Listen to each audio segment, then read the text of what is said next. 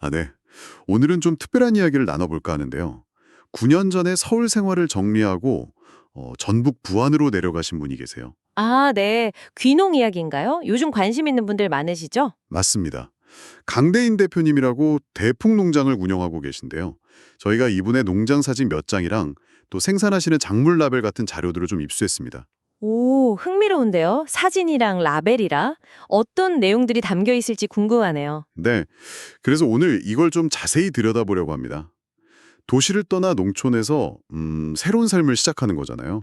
이게 막연한 로망과는 또 다를 텐데 강 대표님은 어떤 과정을 거치셨는지 또 뭘 중요하게 생각하시는지 뭐 그런 것들을 한번 파헤쳐보죠. 좋습니다. 이 자료들만 봐도 사실 여러 가지를 생각해 볼 수 있을 것 같아요. 도시인이 농촌에 가서 단순히 사는 게 아니라 뭔가 새로운 일을 시작하는 거니까요. 그 과정, 특히 농업으로 창업한다는 것의 현실적인 면, 이런 것도 보일 것 같고, 맞아요. 창업.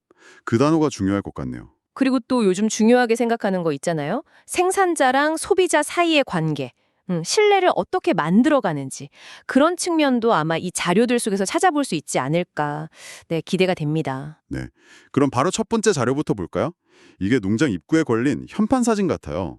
근데 이름이 그냥 대풍농장이 아니라 위에 글씨가 돼 있어요.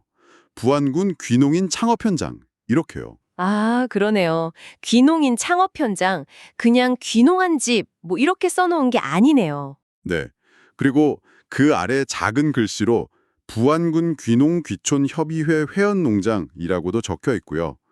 이 창업 현장이라는 명칭이랑 또 협의회 회원이라는 거, 이 두 가지가 좀 눈에 띄는데 어떻게 보세요? 이게 아주 중요한 시작점을 보여주는 것 같아요. 첫째로 창업이라는 단어. 이건 그냥 도시 떠나서 농사 짓는다는 걸 넘어서는 의미죠. 그렇죠.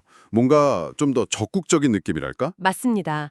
이걸 하나의 사업으로 인식하고 있다는 거예요.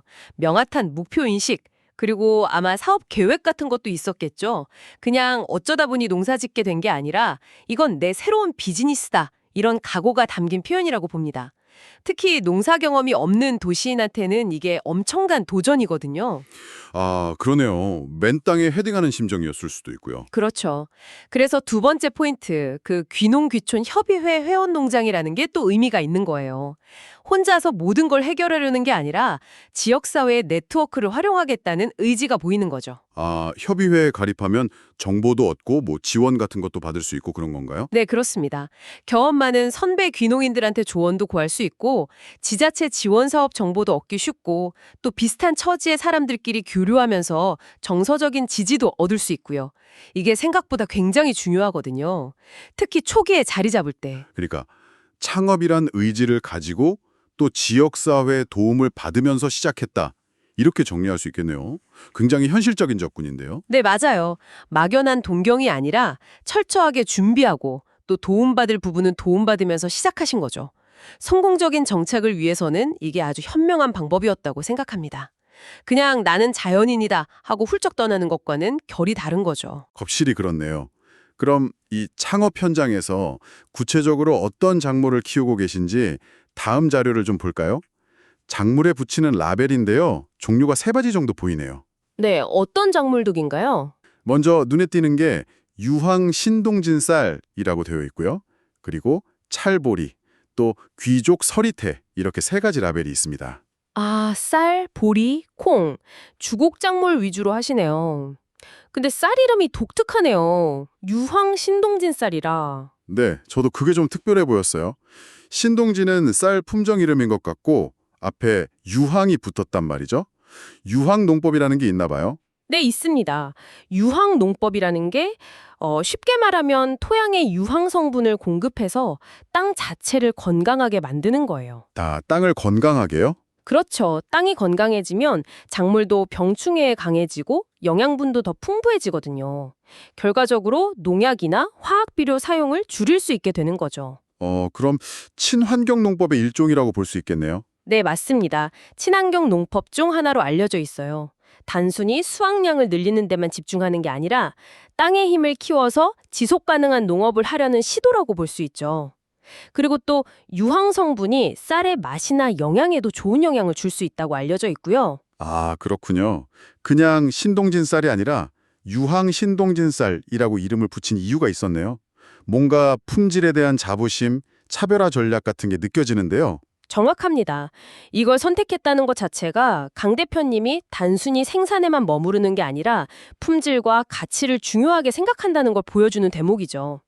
요즘 소비자들은 그냥 싼 것만 참는 게 아니잖아요.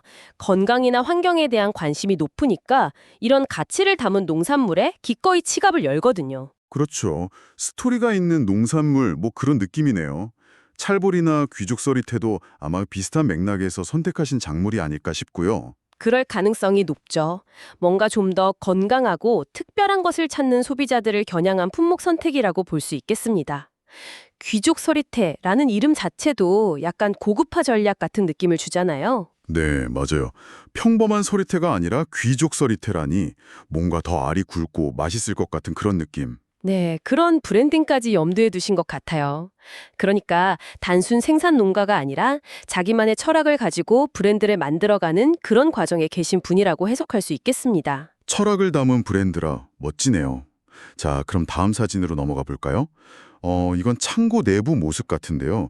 곡물 포대들이 쭉 쌓여 있고 한 분이 직접 포대를 들고 뭔가 작업을 하고 계세요. 아마 강 대표님 본인이신 것 같은데. 아, 네. 직접 포장 작업을 하시는 모습이군요. 네, 사무실 책상이 아니라 진짜 흙먼지 날리고 곡식 냄새 나는 현장에서 땀 흘리시는 모습이잖아요. 이게 9년차 농부의 내공이랄까? 그런 게 느껴지는 사진인데 생산자가 포장까지 직접 한다는 거 이건 또 어떤 의미가 있을까요? 이게 소비자 입장에서는 굉장히 중요한 포인트가 될 수 있어요. 어떤 면에서요? 우리가 마트에서 물건 살 때 그게 어디서 어떻게 만들어져서 여기까지 왔는지 사실 잘 모르잖아요. 그냥 공장에서 찍어낸 상품이라는 느낌이 강한데 이렇게 생산자가 직접 포장하는 모습은 그 과정에 대한 신뢰를 주거든요. 아, 이 사람이 직접 키우고 포장까지 했구나 하는 그런 믿음. 그렇죠. 내 손으로 직접 키워서 내 손으로 정성껏 포장해서 보냅니다 하는 그런 메시지를 전달하는 거죠. 일종의 품질 보증 같은 느낌을 주는 거예요. 단순히 기계가 하는 작업과는 다른 어떤 책임감과 애정이 느껴진달까요? 책임감과 애정. 확실히 그런 게 느껴지네요. 포대 하나하나에 자기 노력이 담겨 있다는 그런 자부심 같은 것도 보이고요. 네. 그리고 이건 그냥 이미지적인 측면뿐만 아니라 실제로 품질 관리에도 도움이 될 수 있어요. 마지막 단계까지 직접 확인하면서 문제 있는 부분은 걸러낼 수도 있고요. 아, 그렇겠네요. 마지막 검수 과정 같은 역할도 할 수 있겠군요. 맞습니다. 그래서 이런 모습 하나하나가 쌓여서 결국 대풍농장이라는 브랜드의 신뢰도를 높이는 중요한 요소가 되는 거죠.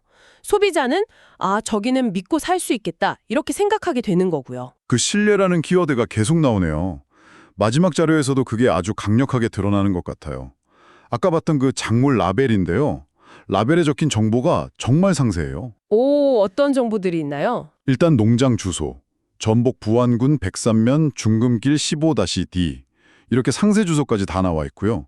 생산자 이름, 강대인, 석자 명확하게 적혀 있고 그리고 더 놀라운 건 개인 휴대전화 번호 010-9490-XXX 이것까지 공개하셨어요. 네, 개인 연락처까지요? 와, 이건 정말 흔치 않은데요? 그렇죠. 저도 보고 좀 놀랐어요. 그리고 심지어 농협 계좌번호까지 라벨이 인쇄되어 있습니다. 계좌번호까지요? 허허, 이건 뭐 거의 모든 걸 다 공개하신 거네요. 네, 정말 투명하게 다 보여주는 건데 이렇게까지 하는 이유가 뭘까요? 보통은 판매처 연락처 정도만 넣잖아요. 이게 바로 제가 아까 말씀드린 신뢰 구축의 정점이라고 할 수 있습니다. 이렇게까지 정보를 공개한다는 건 정말 엄청난 자신감이 표현이에요. 자신감이라면 품질에 대한 자신감. 네, 품질에 대한 자신감은 기본이고요. 더 나아가서 나는 내 이름을 걸고 정직하게 농사 지었다. 그러니 나를 믿고 이 농산물을 드셔도 좋다. 혹시 문제가 있다면 언제든 나에게 직접 연락해라. 이런 메시지를 온몸으로 던지고 있는 거죠. 와, 정말 대단한데요. 일종의 약속 같은 거네요, 소비자와의. 그렇죠. 강력한 약속이죠. 생각해 보세요. 서울 같은 대도시는 익명성의 공간이잖아요. 내가 뭐라던 누가 나를 잘 모르죠. 그런데 귀농해서 이제 강대인이라는 이름 석자가 곧 내 농장의 브랜드이자 얼굴이 된 거예요. 숨을 곳이 없는 거죠. 아, 그러네요. 이름 자체가 보증수표가 되는 셈이군요. 맞습니다. 모든 정보를 투명하게 공개함으로써 나는 숨길 것이 없다, 나는 정직하다는 것을 보여주는 겁니다. 이건 어떤 광고보다도 더 강력한 신뢰의 메시지를 전달할 수 있어요. 듣고 보니 정말 그렇네요. 주소, 이름, 연락처, 계좌번호까지. 이 모든 게 합쳐져서 믿고 구매하세요라는 강력한 메시지를 만들고 있었군요. 네. 그리고 농장 이름이 대풍이잖아요. 크게 풍년이 들기를 바라는 마음도 있겠지만 어쩌면 이런 소비자와의 깊은 신뢰관계를 통해 얻는 정신적인 풍요, 관계의 풍요까지도 염두에 둔 이름이 아닐까? 뭐 그런 생각도 좀 드네요. 와, 대풍의 의미를 그렇게 해석할 수도 있겠군요. 물질적인 풍요를 넘어서는. 네, 충분히 그럴 수 있다고 봅니다. 신뢰가 쌓이면 단골 고객이 생기고 그게 또 안정적인 소득으로 이어지니까요. 결국은 다 연결되는 거죠. 오늘 이렇게 강대인 대표님의 농장 자료들을 쭉 살펴봤는데요. 9년이라는 시간 동안 서울을 떠나 부안이라는 곳에서 자신만의 농업 철학을 가지고 또 이렇게 신뢰를 기반으로 창업을 일궈나가시는 모습이 정말 인상 깊었습니다. 맞습니다. 단순히 도시를 떠나 자연 속에서 사는 것을 넘어서 치열하게 고민하고 또 자신만의 방식으로 가치를 만들어가는 과정이 느껴졌어요. 특히 그 투명성과 책임감은 요즘 시대에 우리가 다시 한번 생각해봐야 할 가치가 아닌가 싶습니다. 그렇죠. 오늘 이야기를 들으면서 우리가 매일 먹는 밥 한 그릇, 콩 한 알에도 누군가의 이런 땀과 고민, 그리고 삶의 이야기가 담겨 있다는 걸 새삼 느끼게 되네요. 네. 그래서 마지막으로 이런 질문을 한번 던져보고 싶어요. 생산자의 얼굴과 이름, 그리고 그 사람의 이야기가 담긴 농산물을 만난다는 것, 그게 당신의 식탁 위에서 어떤 의미를 가질 수 있을까요? 그냥 마트에서 사 먹는 것과는 또 다른 경험이 되지 않을까 싶은데요. 한 번쯤, 생각해 보시면 좋겠습니다. 네, 생산자의 스토리가 함께 오는 음식이라 정말 의미 있는 질문인 것 같습니다. 오늘 이야기는 여기까지 나누겠습니다. 감사합니다. 네, 감사합니다.